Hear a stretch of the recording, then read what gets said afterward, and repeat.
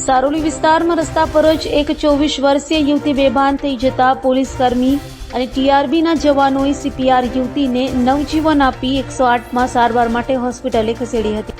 સુરત સહિત રાજ્યભરની પોલીસને CPR training આપવામાં આવી છે, જેથી કોઈ પણ નાગરિકને અચાનક ખેંચ અથવા હાર્ટ એટેક આવે તો સીપીઆર આપી શકે. ત્યારે સુરતના સારોલી વિસ્તારમાં પોલીસ કર્મીઓએ એક બેભાન થયેલી યુવતી માટે પોલીસ કર્મચારીઓ દેવદૂત બન્યા હતા. સારોલીમાં એક 24 વર્ષીય ફેશન ડિઝાઇનિંગમાં જોબ કરતી યુવતી બેભાન થઈ ગઈ હતી, જેથી ત્યાં હાજર પોલીસ કર્મચારી કોન્સ્ટેબલ મૈરાગભાઈ દેસાઈ તથા ટીઆરબી જવાન રોહનભાઈ મહેશભાઈ અને કૃણાલ બાબુભાઈ ભરત નાજાભાઈ પરેશભાઈ સહિતનાઓએ તાત્કાલિક યુવતી પાસે દોડી જઈ તેણીને સીપીઆર આપી 108માં સારવાર માટે હોસ્પિટલે ખસેડી હતી.